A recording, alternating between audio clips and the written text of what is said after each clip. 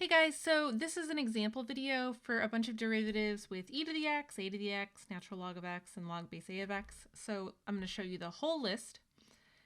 Let's see if I can get to pull up here. Okay, so these are all the derivatives I'm going to take in this video. So if you are looking to quiz yourself, this is a great time to pause, then you can hit play when you're ready. So let's get to it. So starting with a here. So the rule we have to use here is actually the chain rule, where the natural log is the outermost function and then x squared is the innermost function. So if I want to take the derivative of this, the derivative of the natural log of x is 1 over x, but instead of writing x now, I write the inside function, which is x squared. Then I multiply that by the derivative of the inside function, which would be 2x. So now, multiplying all of this together, I will get actually just 2 over x, and that would be the final answer for that one.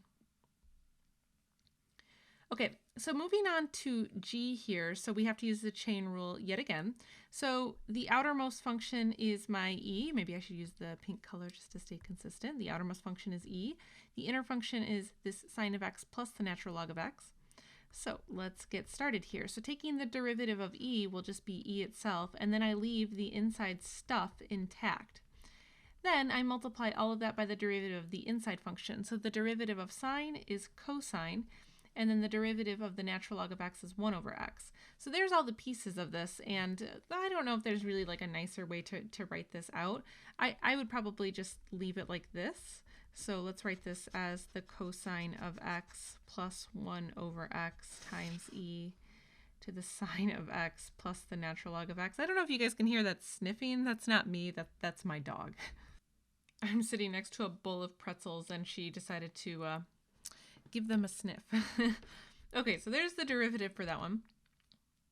Okay, so moving on to the next one. So now I have to use my derivative of a to the x and also the chain rule.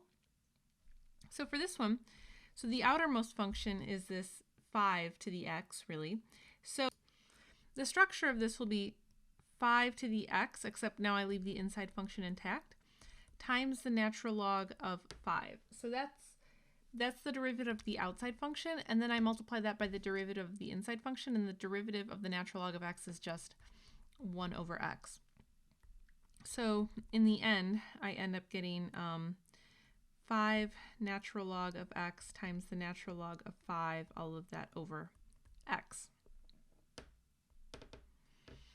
Okay, so moving on to d here. So this one actually is kind of interesting because it requires you to remember a property of logarithms.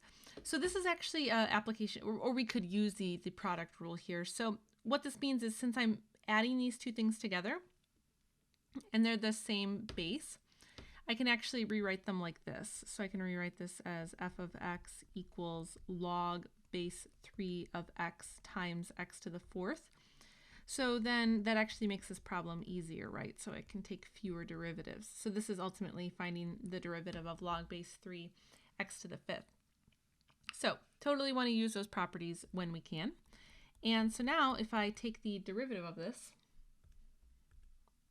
I will get 1 over x to the 5th times the natural log of 3.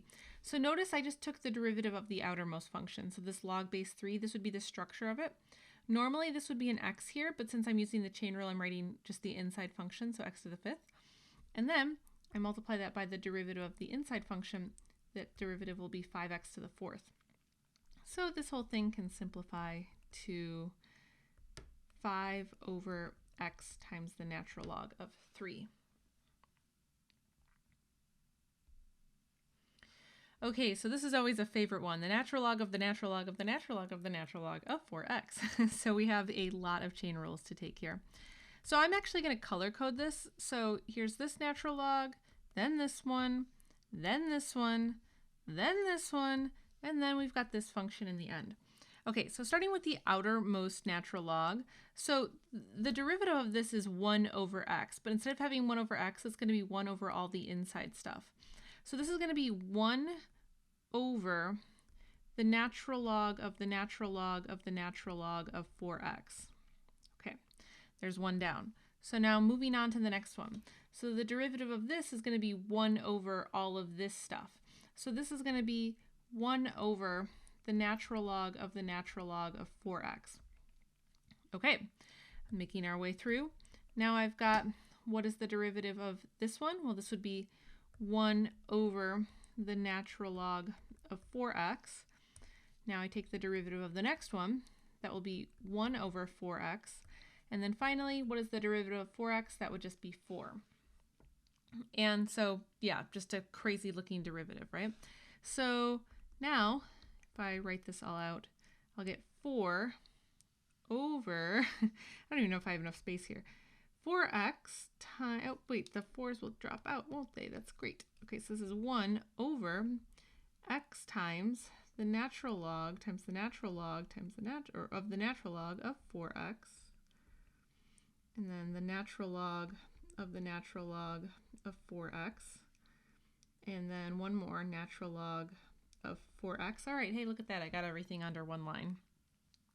So very crazy derivative, but a great one for practicing the chain rule. And now for this last one. So now we're combining derivative rules here for the chain rule. So the outermost function is this 7. So the derivative of that, that's going to be 7, and then I leave the inside function intact.